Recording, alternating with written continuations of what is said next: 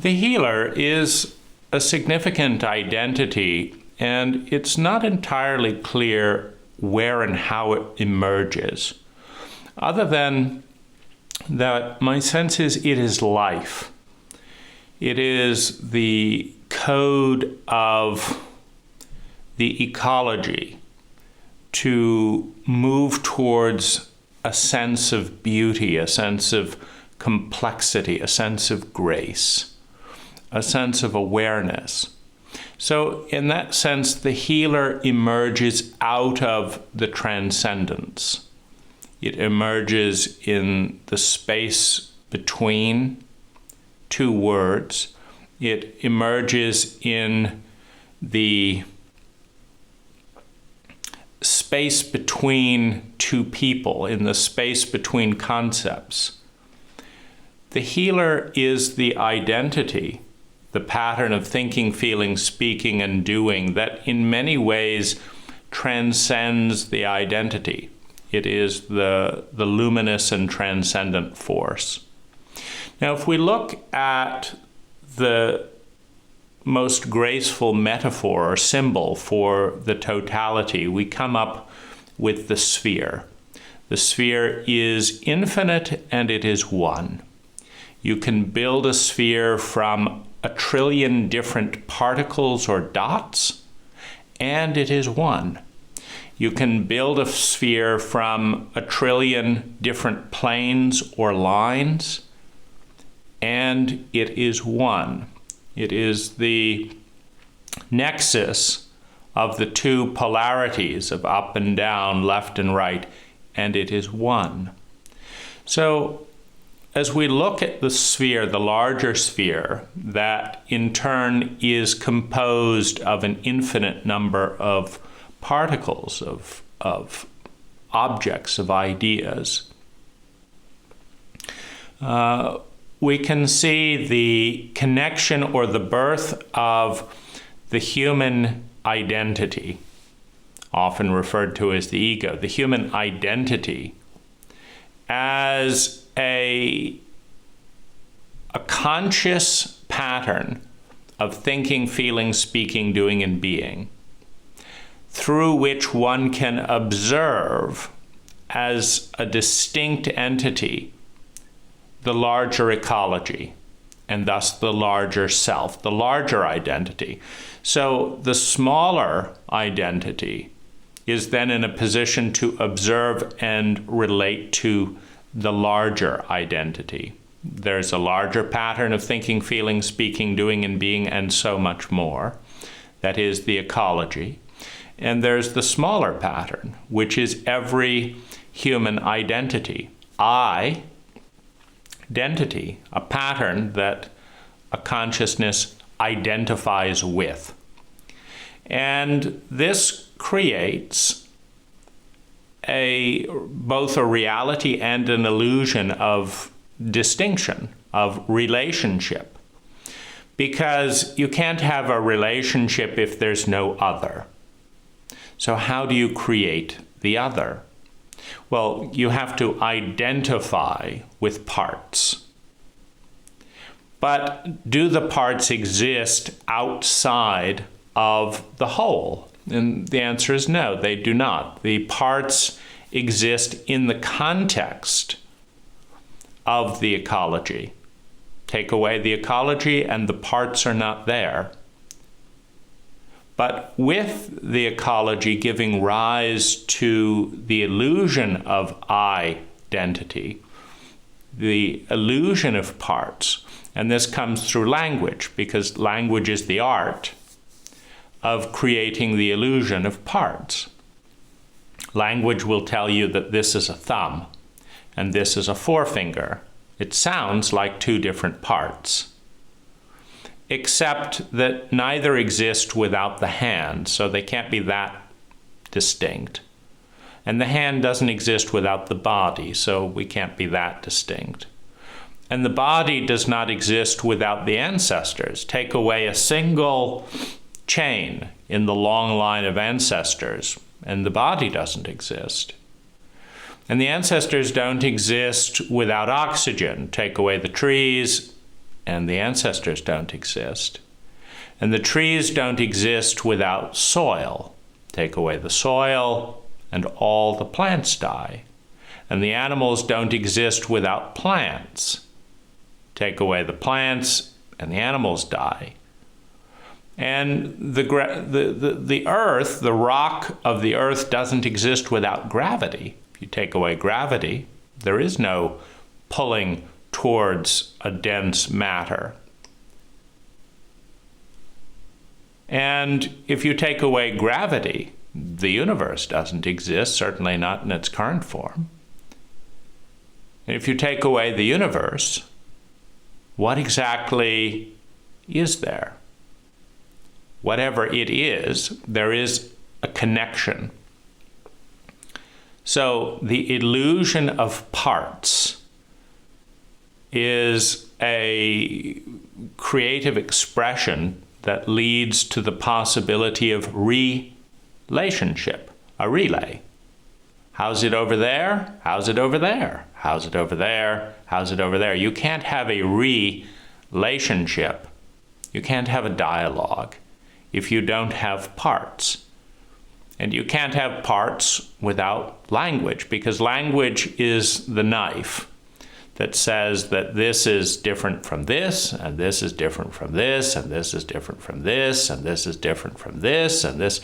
Language creates that. Language creates the severing, the infinite severing. And as you move into a microscope, what language basically does is it separates the patterns. And what healing does is it ultimately heals the illusion of separation. So we have language busily cutting the entire multiverse into an infinite number of shapes and particles and dimensions and spaces in which you can get lost and feel absolutely separate from anything. And healing, from the word whole, healing is restoring the connection, really restoring the illusion of separation that leads to the feeling of disconnection. So this is very important when we understand identity, because if we identify with everything and everyone in all dimensions throughout all time, in every possible way, then there is no trauma, there is no pain. The pain is the pain of separating from and longing for. All pain is separation from and longing for. There is no pain if you identify with everything. You cannot be separate from anything. So there's no pain. So there's no fear, because all fear is fear of pain. There's no language. Well, it partly depends on the scope of consciousness. Because if you think of consciousness like a light or a flashlight, it's similar to a laser beam on a DVD player. If you think of time as the spinning cycle, the dance of patterns, and the laser beam as hitting a particular pattern, a particular frame at a particular minute, and illuminating that, saying this is now. Now, the next frame is the future, and the last frame is the past. This is now. So if you expand the laser beam of the DVD player, you see the entire movie at once. And there's no time. If you narrow it down to a tiny little bit and then move from that bit to this bit to this bit, now there's time. So you have a principle of scale here, or of size. When a smaller consciousness is looking at a larger consciousness, you have the sense of sequence, which leaves you with the sense of time. When the consciousnesses are both of the same size, In order for there to be a sense of other, there has to be a sense of separation, there has to be a distinction, some sense of language. But if you just register a trillion images on our conscious mind, it can't keep up, it can't process. And so you could say that that human consciousness are seedling consciousnesses that are still too small to capture the larger self out of which they emerge, and too small to capture everything at once. Thus, it is a journey through an illusion of time created by the smallness of the lens and the sequence of what is viewed. Consciousness, human consciousness, emerges with language. I see this. You cannot be conscious of that thought without those words. Now, you can speak multiple different languages, but all human thought is founded on language. All human consciousness is expressed and realized, is made conscious through language. If you will not speak it, you cannot be aware of it. If you will not speak it, you cannot think it. If you will not think it, you cannot speak it. There's a link between human consciousness and language. Now, it is the consciousness of separation, because all words are distinct and all patterns of words are distinct. So human consciousness is the exploration of distinction, of separation, of the particle. In that sense, a very masculine type of consciousness in the sphere that unifies the infinite particles and the one. Human consciousness is the infinite particles, and the one is unconscious to a human conscious mind. Because when you say we are all one, that's it. There's no consciousness. There's no human consciousness. Here we are. There's no consciousness. We are all one. You get rid of we, because that suggests are and are not. That suggests one. You just say one. There's no thought. There's just one. There's no consciousness. It's just one. You cannot put in conscious of what? What conscious? You need language for that, and language separates things. So the healing principle, the healing drive, is the drive, the principle that is transcendent of language. Now, as you're moving towards oneness, you can use language. I'm this much separate, now I'm this much separate. But as you actually dissolve into the consciousness of the one, there is no language. Which is why all great healing happens outside of language. It's not the truest, purest healing as long as there's language. Now, all pain is the pain of separation from and longing for. All separation from and longing for emerges in language. And the transcendent, the ultimate healing exists outside of language, outside of human consciousness.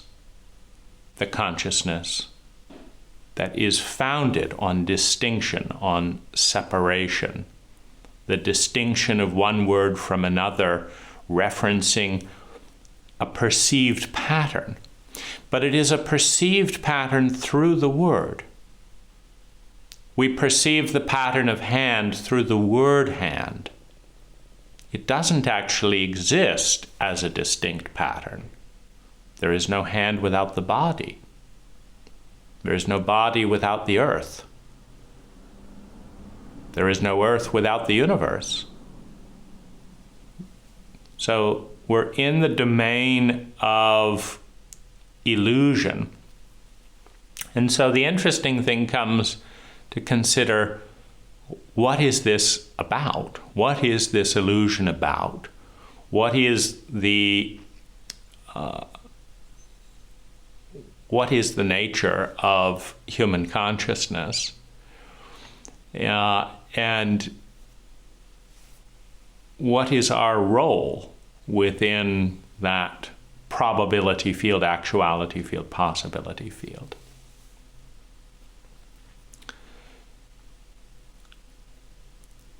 In some way, the healer connects to the whole. In some way, the healer connects to the whole and breaks down the illusion of separation. Now, one of the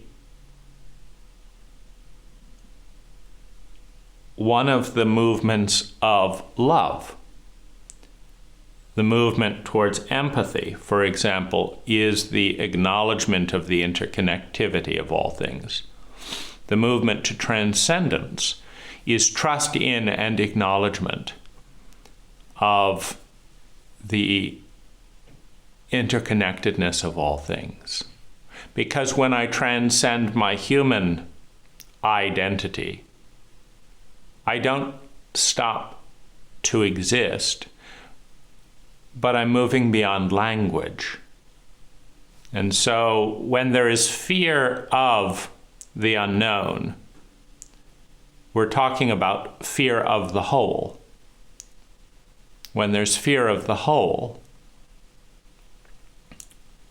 we're talking about fear of the other, of the one that we feel separate from.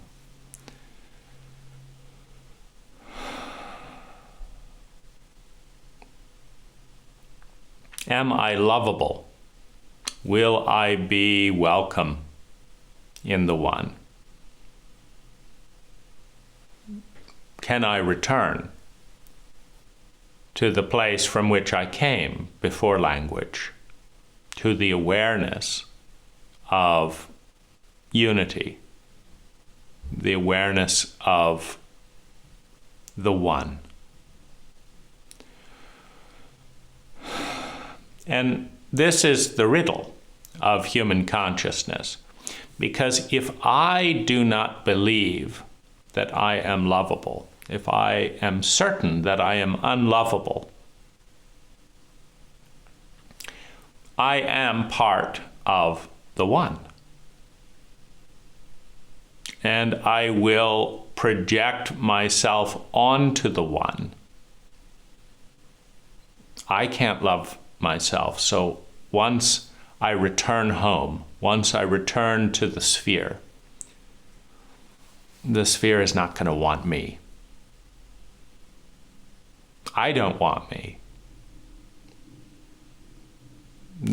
The sphere is not going to want me to return. And this is the crisis, this is the challenge of the relationship with the other, is the projection of shame and inadequacy. First coming in, it's a virus within human consciousness. Because human consciousness emerges out of the stance of separation through the lens of language, there is now the sense of separation that exists because we're looking through words. But that sense of separation is projected onto the other. They separated from me. Whereas the very act of forming a me is the act of separation from all that is not me. Because in order for me to exist, all that is not me must also exist as not me, because that is the cut of the identity. My boundary, I create a boundary. I manage that boundary, I maintain that boundary through ideas, through paradigms, through beliefs, through thoughts, through feelings, through states of being, through patterns. And I say that this pattern is distinct from this pattern, and this pattern is distinct from this pattern. I create that. If I cannot love and accept that pattern, then I will project and imagine that God, that Goddess, that the sphere, that the one, that the transcendent, that the ecology cannot accept and love me. And in many ways, that is the fall out of the garden, the fall out of the one, is the descent into language, which leads to the descent into distinction, which leads to the reality or the perception of separation. And now we have one pattern of a thinking, feeling, speaking, doing, and being that is in relationship with all other patterns of thinking, feeling, speaking, doing, and being, in an illusion of separation, in an amnesia, in a numbness of separation, out of which we then identify with the identity and not with the other. And once the identity forms, depending on our skill and grace as we bounce around in the new separateness and the new numbness, we bumble around, we bang into other things we no longer attune to because we no longer connect with them. And in that bumbling around, it seems like other things are hitting us as we hit other things. And in those violent hittings, we have trauma. We have what's wrong? Why is the ecology? Why is the one hitting me like this? What's going on? But really in the identity, in a young identity, a pattern of thinking, feeling, speaking, doing, and being, how can we know how to relate to all of the parts of us, of the one that we have forgotten? How can we relate to those parts? It's a terrifying and dizzying question, and there is no clear answer. There is no clear answer.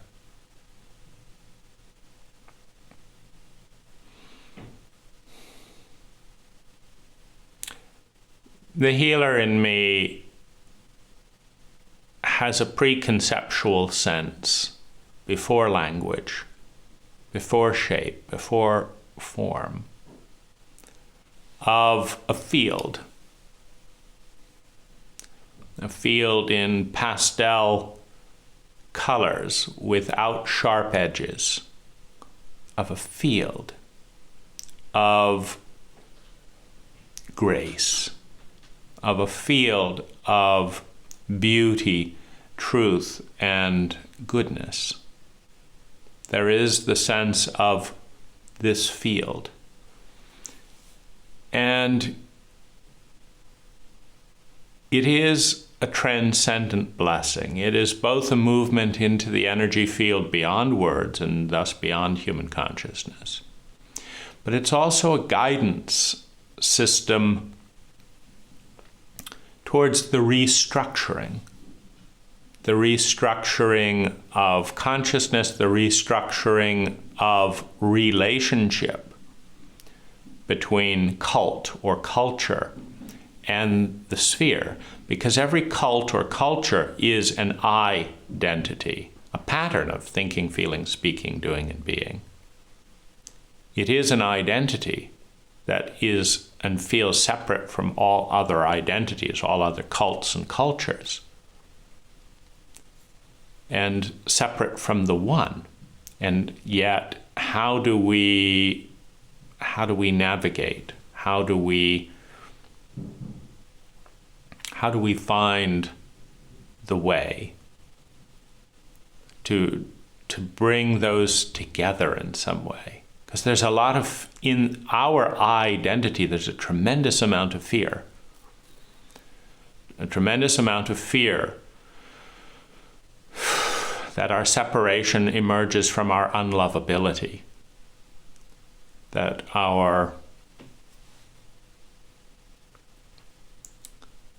identity is unlovable, is not capable of reconnecting with the one. It's not desirable. And this is the challenge. This is the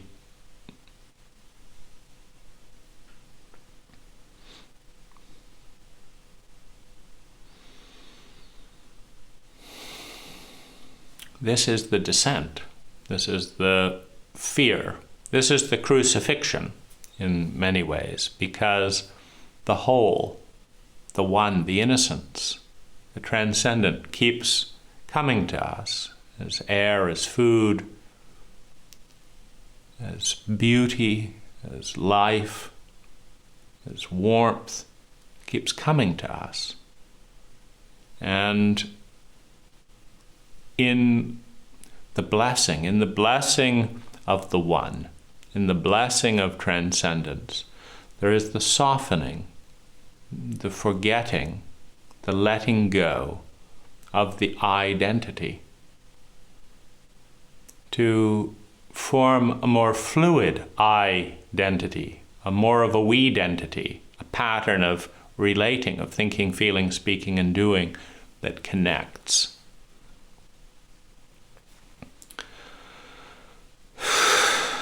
And yet the fear is of the old identity, the old ego, the old says, I will be left behind.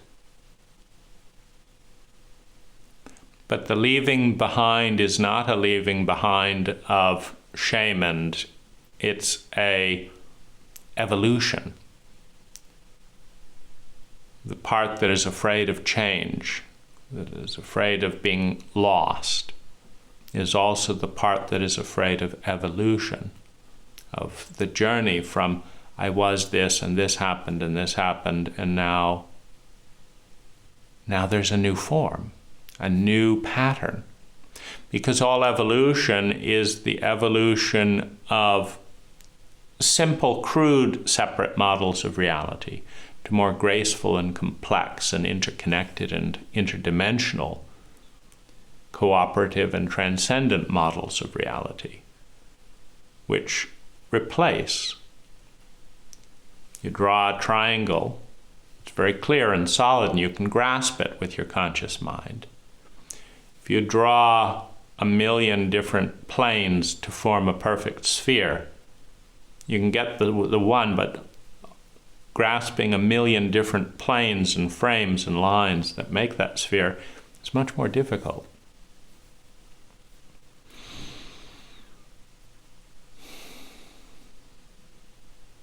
The healer emerges out of the ground of being. It grows towards unity. It grows towards the one.